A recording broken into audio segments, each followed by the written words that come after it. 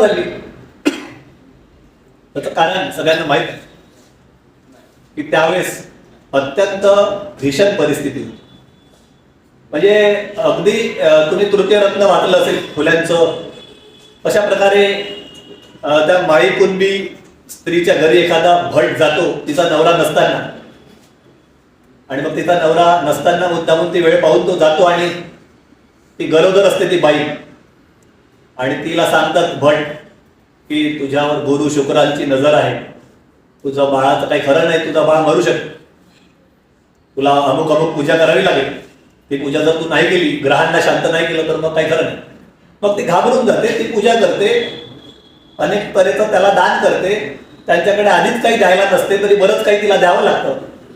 अशा पद्धतीने प्रचंड शोषण हजारो वर्षापासून झालेलं. ब्राह्मण सावकारांनी काय केलं तर अडाणी आणि अज्ञानी शेतकऱ्यांच्या कितीतरी एकर जमिनी हडपून टाकल्या. थोड्या थोड्या कारणासाठी जमिनी लिहून घेतल्या, त्यांना परतच केल्या. शेतकऱ्यांना कळत नव्हतं, सगळे अडाणी होते, तेव्हा शिक्षणच नव्हतं. तर अशा प्रकारचं आर्थिक, राजकीय, धार्मिक, सांस्कृतिक सगळ्याच प्रकारचं शोषण हजारो वर्षापासून सुरू होतं. आणि म्हणून सत्यशोधक समाजाची स्थापना फुल्यांना करावीशी वाटली. फुल्यांना हे माहित होतं की सर्वात जास्त समाज नाडल्या जात आहे, पिळल्या जात आहे तो धर्मामुळे. म्हणून त्यांनी धर्माची चिकित्सा सुरू केली. फुले हे सर्वात पहिल्यांदा त्यांनी धर्माला आवाहन केलं. चिकित्सक होते फुले. आणि त्यावेळेस व्यवस्थेला प्रश्न विचारणं म्हणजे काही साधी गोष्ट नव्हती. लक्षात घ्या. तर वर्णव्यवस्था काय म्हणते आपल्याला की ब्रह्माच्या मुखातून ब्राह्मण निर्माण झाले, आणि मग बाहूतून क्षत्रिय, मांडीतून सगळे वैश्य, आणि मग पायातून शूद्र, अशा प्रकारचे राहिले. फुले सर्वात पहिल्यांदा महात्मा फुले असे होते ज्यांनी व्यवस्थेला प्रश्न विचारला. अत्यंत प्रतिकूल परिस्थिती होती, कोणाला प्रश्न विचारण्याची मुभा नव्हती. तो प्रश्न ऐकूनही तुम्हाला कदाचित थरकाप सुटेल. म्हणजे असा प्रश्न विचारला, हादरवून टाकलं की ब्रह्मा हा स्त्री होता का? कारण गर्भधारणा स्त्रीलाच होती. ब्रह्मा हा स्त्री होता का? हा प्रश्न विचारण्याची हिंमत फुल्यांमध्ये. म्हणूनच फुल्यांना आपण मानतो आज. म्हणजे त्यांना मासिक पाळी येत होती का, अशा प्रकारचाही प्रश्न पुढे त्यांनी केला आणि हादरवून सोडलं. आणि मग आपण पाहतोच पुढे काय झालं. महात्मा फुल्यांना मारण्यासाठी मारेकरी पाठवले. अनेकदा त्यांचा छळ झाला, त्यांना थांबवण्यात आलं, सावित्रीबाईंना थांबवण्यात आलं. तर तेव्हाही धर्माची नशा प्रस्थापितांनी निर्माण केली होती ना, आताही तेच चालू. म्हणून फुल्यांना माहित होतं की जोपर्यंत शिक्षण चालू होणार नाही तोपर्यंत लोक शिकणार नाही, तर त्यांना आपण चांगलं काय वाईट काय ते कळणार नाही, सत्य काय असत्य काय ते कळणार नाही. सत्यशोधक म्हणजे काय? सत्याचा शोध घेणे, चिकित्सा करणे, प्रश्न विचारणे, मुद्दा मांडणे, विरोध करणे, अन्याय अत्याचार सहन न करणे, याचा अर्थ होते सत्यशोधक होणे. सत्यशोधक चळवळ खूप असा छोटा शब्द नाही. बुद्ध काय म्हणतात? अत्तदीपभाव, स्वयंप्रकाशित व्हा. बुद्धांनी एवढे म्हटलंय की मी म्हणतो म्हणून ऐकू नका, मी सांगतो म्हणून ऐकू नका. तुम्ही तुमच्या बुद्धीच्या कसोटीवर त्या सत्याला पडताळून पहा.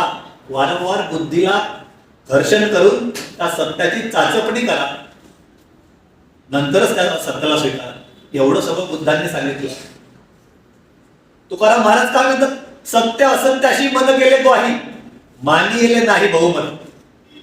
हजारो लोक एका बाजूला आणि तुकाराम एका बाजूला. कबीरांनी काय केलं? सत्याचाच प्रयोग केला. सांगण्याचं तात्पर्य असं की आपल्याला सत्य ओळखता आलं पाहिजे.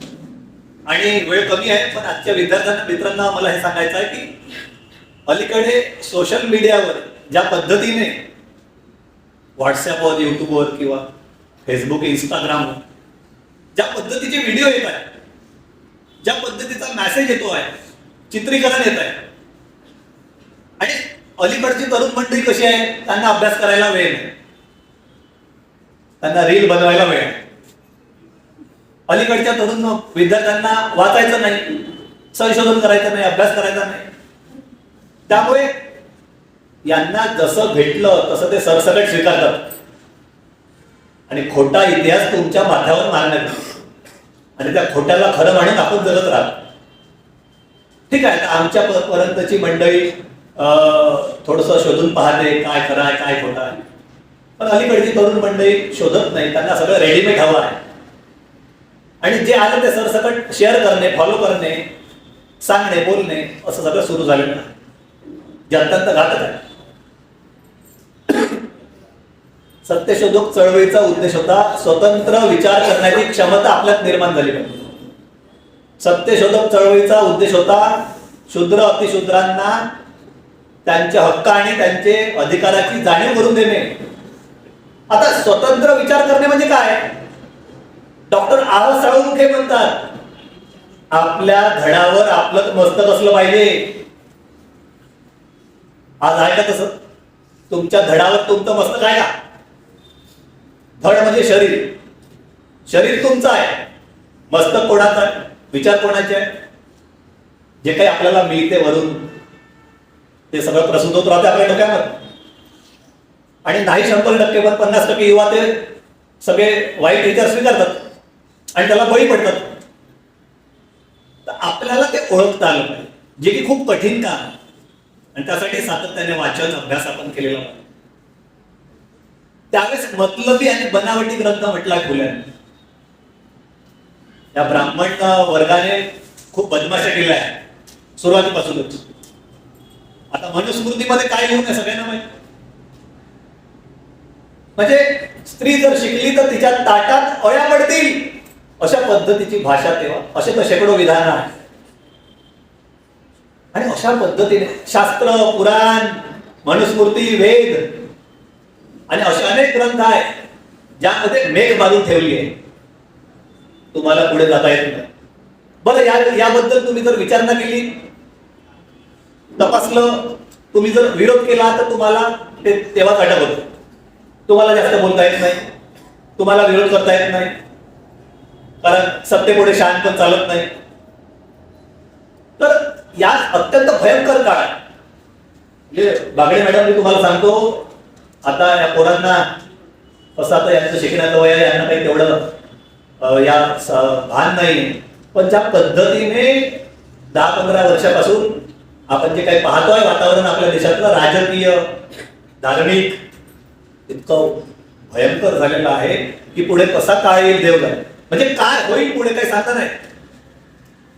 त्यावेळेस फुले म्हणायचे देवामध्ये आणि भक्तामध्ये कोणत्याही दलालाची आवश्यकता नाही, तिथे काहीच कोणी मध्यस्थी नको. फुले तर जेव्हा मरत पावले तेव्हा सांगताना सांगून गेले की माझ्या प्रेतावर ब्राह्मणाची सावली पण पडून गेली. म्हणजे काय? तर ते संस्कार, ते पिंडदान, ते सगळं नको. माणूस मेल्यावरचे जे सगळे ते त्यांनी नाकारले.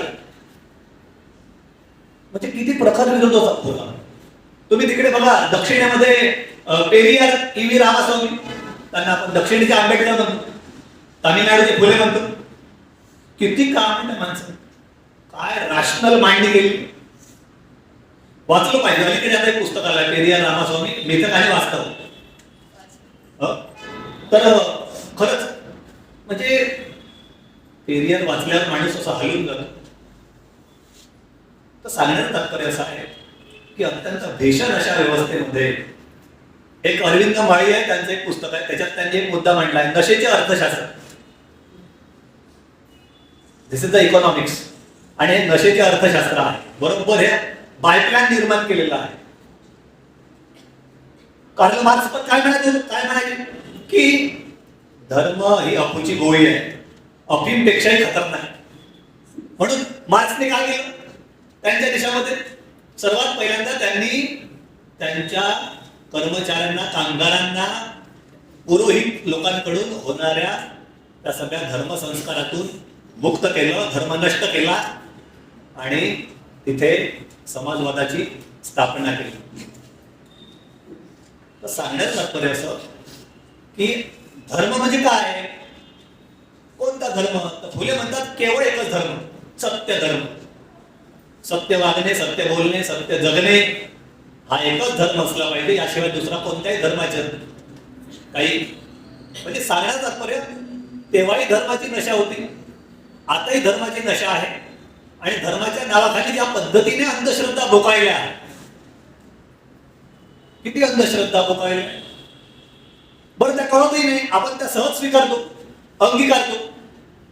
आणि त्या इतक्या अंगवळणी पडल्या आहे की आपल्याला कळतही नाही की आपण सुशिक्षित आहोत, पण सुसंस्कृत आहोत का, आपल्या हातून काय घडते आहे याचा भान आपल्याला राहत नाही. फुल्यांनी चिकित्सा केली, थोडस आपण बघू, वेळ कमी आहे. काळाची गरज काय, या सगळ्या सत्यशोधक चळवळीची काळाची काय गरज, तर तुम्ही पाहताय आता ज्या पद्धतीने मोठमोठ्या मंचावरून मोठमोठे विधान येतात, तर एक प्रकारे काय होत आहे, त्यातून अंधश्रद्धा पसरवण्यात येतात. आता सांगायला भरपूर आहे उदाहरण, मी थोडेसे काही मोजके उदाहरण देतो. म्हणजे स्वतः पंतप्रधान म्हणतात की मी नॉन बायोलॉजिकल आहे, म्हणजे इथून सुरुवात आहे. म्हणजे विचार करा, म्हणजे काय पोरांनी काय घ्यावं, काय घ्यावं पोरांनी. आणि तिकडे एक म्हणजे पूर्वीचे जे राज्यपाल होते, त्यांनी ज्या पद्धतीने त्यावेळेस राज्यपाल पदावर असताना सावित्रीबाई फुलेंवर शेणतोडे उडवली. बरं, हे सगळं होताना त्यांना अटक झाली नाही, त्यांना कोणी विरोध केला. हे इकडे धापेवाडा गाव आहे, आता गडकरी साहेबांचं गाव आहे, तर तिथे कांचन गडकरींना अलीकडे आता उत्कृष्ट शेती सम्राट नावाचा एक मोठा पुरस्कार भेटला. पुरस्काराला काही विरोध नाही, परंतु गडकरी मॅडमचं म्हणणं असं आहे की गायत्री मंत्र म्हटल्याने शेतीतलं उत्पादन आपोआप अनेक पटीने वाढलं. तर ज्या पद्धतीने हे स्टेटमेंट आलेलं आहे, बरं हे तर केलंच कुठे स्टेटमेंट, तर त्या मॅडम सोबत त्या दिवशी म्हणजे कृषी विद्यापीठाचे कुलगुरू सोबत, आणि ते त्याला हो हो करतात. म्हणजे काय म्हणावं या सगळ्या गोष्टीला. आणि होतं काय, ठीक आहे आपण मंडळी थोडी चिकित्सा करू, यात काय तथ्य आहे ते शोधू, पण बाकीची मंडळी ते स्वीकार, पेपरवाले त्यांना जाहीर म्हणजे खूप मोठ्या बातम्या लावतात. म्हणजे आता पाहतो आपण ते रामभद्राचार्य असं म्हणतात की संविधानापेक्षा त्यांना मनुस्मृती मोठी वाटते. आणि बरं त्यांना काहीच नाही होत, अटक नाही होत कोणा, कुठे चालू आहे पण काय चालू आहे सगळं.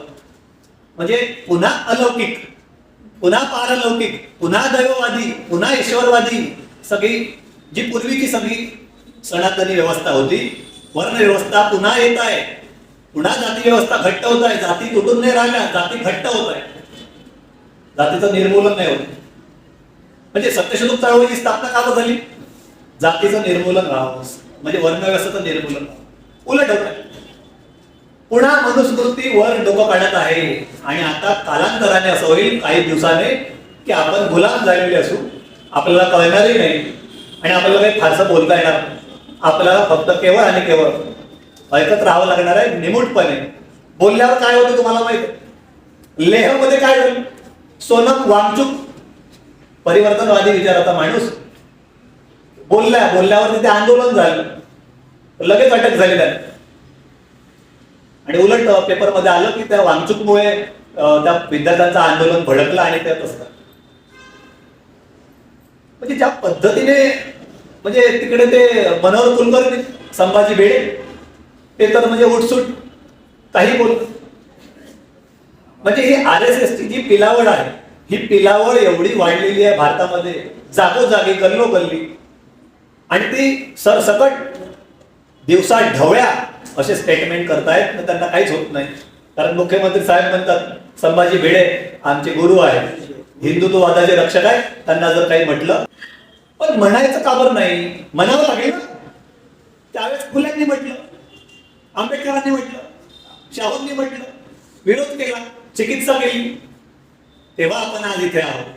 पण आज तर फुले येणार नाही, आज आंबेडकर नाही, आज शाहू नाही, आज शिवाजी महाराज नाही, पण आज त्यांचे विचार आहेत. आणि ते आपल्या मस्तकात जे विचार आहेत त्यांचे, त्या विचारांनी आपल्यालाच फुले व्हावं लागणार आहे, आपल्यालाच शिवाजी व्हावं लागणार आहे. शिवाजी बाजूच्या घरी जन्माला यावं असं म्हणून चालणार नाही. आपल्यालाच आंबेडकर व्हावं लागणार आहे, बोलावं लागेल. आता या अशा सगळ्या कार्यक्रमांची खरंच गरज आहे. आज हा विषय घेतला, खरंच खूप छान झालं. कारण किमान काही तर मुलांच्या डोक्यामध्ये जात आहे, काही तर कुठे तर ते विचार करते. तर सत्यशोधक होणं एवढं सोपं नाही आहे, खूप कठीण असं काम आहे सत्यशोधक. तुम्हाला मिथक हा शब्द माहित असेल, मिथक, मिथ्स. डॉक्टर अशोक राणांनी खूप छान पुस्तक लिहिलं आहे, मिथक, साहित्य आणि संस्कृती. ते वाचत होते. म्हणजे दररोज कशा नवीन नवीन मिथकांची निर्मिती होती. मिथक म्हणजे खोटं, दंभ, असत्य. मिथक म्हणजे काय? तर असत्याला सत्याचा मुलामा चढवून प्रेझेंट करणं. आणि आपण सगळे रोज नवीन नवीन मिथकांची निर्मिती करतो. आणि ते मिथक इतकं समाजामध्ये रूढ होत चाललं आहे की ते खरं आहे की खोटं आहे तपासण्याची गरज नाही कोणाला. पण हे कधी थांबेल? कोण विरोध करेल याला? अलीकडे तर अशी व्यवस्था आली आहे की जास्त बोलले तर तुम्हाला जनसुरक्षा कायदा आहे. त्यामध्ये तर कठीणच काम आहे. म्हणजे प्राध्यापकांना, सरकारी कर्मचाऱ्यांना वगैरे बोलता येणार नाही, असं भाषण देता येणार नाही. म्हणजे तो कायदा कशासाठी आहे, त्याचा विरोध पण झाला सगळ्यांना माहित आहे. तो कायदा यासाठीच आहे की तुम्ही बोलले नाही पाहिजे, तुम्हाला बोलताच येणार नाही. बोलले तर तुम्हाला अटक होईल. आणि त्यामुळे बरेच लेखक, खूप वाईट वाटते बागडे मॅडम, की बरेच लेखक आणि कवी, विचारवंतांनी आपल्या तलवारी म्यान करून टाकल्या आहेत. सरकारच्या आश्रयाखाली ते काम करून राहिले आहे. पुरस्कार पटकावण्यासाठी सरकारला हवं तसं लिहून देत आहे. हे खूप कठीण काम, बेकार आहे. तिकडे बघा, मध्यंतरी बाबासाहेब पुरंदरे, फडणवीस साहेबांनी त्यांना महाराष्ट्र भूषण पुरस्कार दिला होता. बाबासाहेब पुरंदरेंनी जे काही पुस्तक लिहिलं शिवाजी महाराजांवर, त्यात शिवाजी महाराजांवर, म्हणजे एकीकडे म्हणायचं मी शिवशाहीर पुरंदर, दुसरीकडे बघा बरोबर त्या पुस्तकामध्ये अशा मेघ मारून ठेवल्या आहेत की शिवाजी कसे चांगले नव्हते हे तिथे कुठे कुठे दिसतात. मग त्या खंडाचं म्हणजे काय, त्याला विरोध करण्यासाठी, त्याचं खंडन करण्यासाठी डॉक्टर आह साळुंखे यांनी बाबासाहेब पुरंदरे यांची राजद्रोहाची बखर नावाचं एक पुढे पुस्तक लिहिलं. त्यामध्ये त्यांच्या पुस्तकाच्या सगळ्या प्रश्नांचं उत्तर दिले, खंडन केलं आणि कसं ते चुकीचं बोलत आहे ते मांड. बरं, आता आह साळुंखे किंवा अशोक चोपडे किंवा अशोक राणा म्हणा किंवा अरविंद माळी म्हणा, माधव माळी, हरी नरके, सुदाम सावरकर, हे लोक हे काम करून राहिले. पण एवढ्याच्या कामाने होणार नाही. हरी नरके किती लवकर गेले? 60व्याच वर्षून तो माणूस 20 वर्ष पाहिजे. इतकं मोठं काम झालं असं त्यांच्या हातात. कधी कधी तो शंका आहे मला. म्हणजे बायप्लॅन तुकारामांना सदैव वैकुंठ गमन, रंगपंचमीच्या दिवशी त्यांचा खून झाला. म्हणजे जे जे परिवर्तन झाले, अगदी चक्रधर असो, तुकाराम महाराज असो, शिवाजी महाराज असो, ह्या सगळ्या लोकांची बघा बरोबर बायप्लॅन, एक प्रकारची त्यांची हत्या करण्यात आली. गोविंद पानसरे, कलबुर्गी, दाभोळकर, गौरी लंकेश, अशा अनेक नावं आहे. आणि आता अलीकडे जी मंडळी बोलत आहे त्यांच्यावर कधी काय होईल काय सांगता नाही. अखिल भारतीय अंधश्रद्धा निर्मूलन समितीचे श्याम मानव, ज्येष्ठ पत्रकार निरंजन टकले, चंद्रकांत झटाले आता आमच्या उमरेडला येत आहे 14 डिसेंबरला. म्हणजे हे सगळे त्या बंदुकीच्या गोळीवर आता सगळे आहे, कधी काही होऊ शकते. इतकी भयानक परिस्थिती आलेली आहे. मुस्लिमांबद्दलची ज्या पद्धतीने द्वेष पसरवला त्यावेळेस महात्मा फुल्यांना कोणी साथ दिली? मुस्लिमांनी दिली. उस्मान शेख त्यांचे मित्र होते, फातिमा शेख सावित्रीबाईची मैत्रीण झाली. फुल्यांना इंग्रजी शाळेत पाठवावं म्हणून मुस्लिम व्यक्तीने पुढाकार घेतला. आणि एवढं सगळं असताना आज मुस्लिम कसे वाईट आहेत, हिंदू मुस्लिमांमध्ये जी तेढ निर्माण केली आहे हे अत्यंत भयानक चालू आहे सगळं. म्हणजे जे नाही आहे ते निर्माण करणे आणि समाजाला सतत भुलवत ठेवणे, हे सगळं यंत्रणा यांची कार्यक्रम सुरू असतो. शिवाजी महाराजांच्या लढायामध्ये कितीतरी मुस्लिम वर्ग मावळे होते.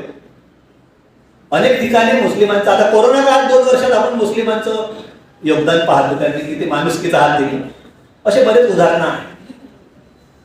पण सत्तेला कशा पद्धतीने हिंदू मुस्लिमांमध्ये द्वेष निर्माण करायचा हे सगळं सुरू आहे, कारण त्यांना माहित आहे हे एकत्र आले की आपलं काही खरं नाही. म्हणून मला असं वाटते, मेंढे सर, बागडे मॅडम, कदाचित माझं विधान अतिशयोक्तीपूर्ण होईल.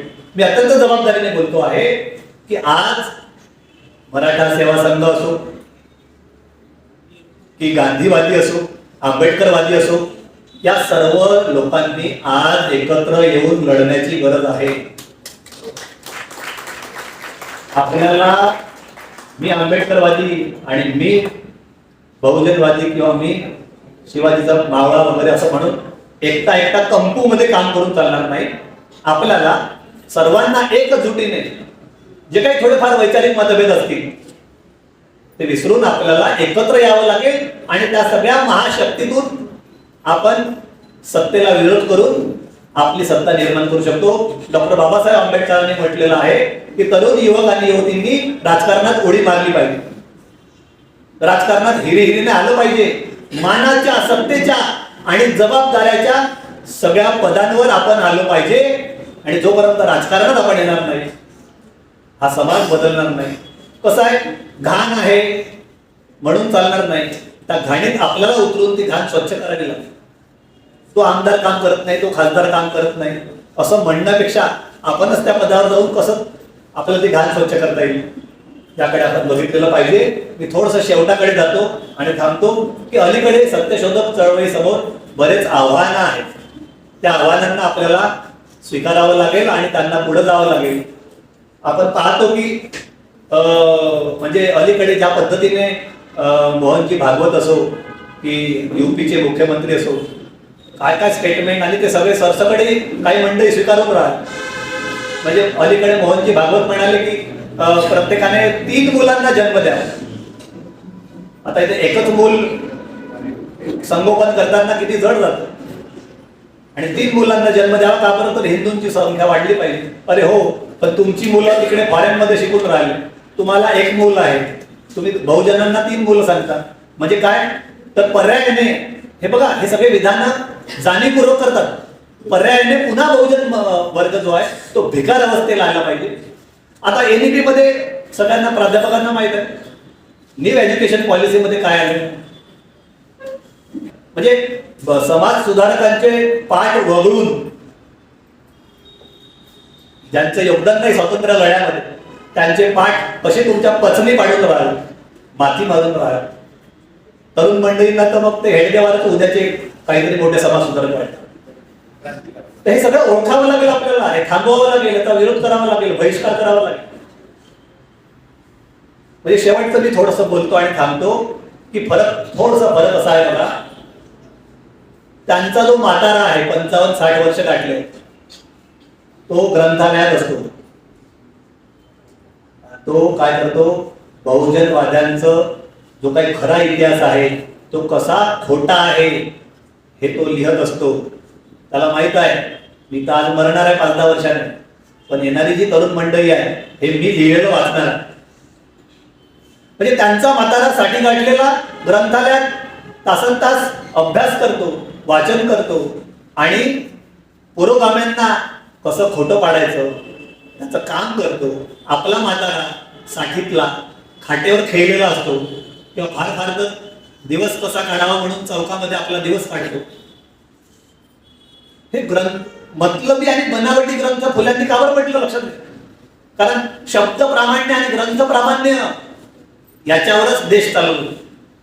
जे लिहून आहे तेच चालेल, जे शास्त्रात आहे तेच चालेल, त्याच्या पलीकडे तुम्हाला जाता येणार नाही.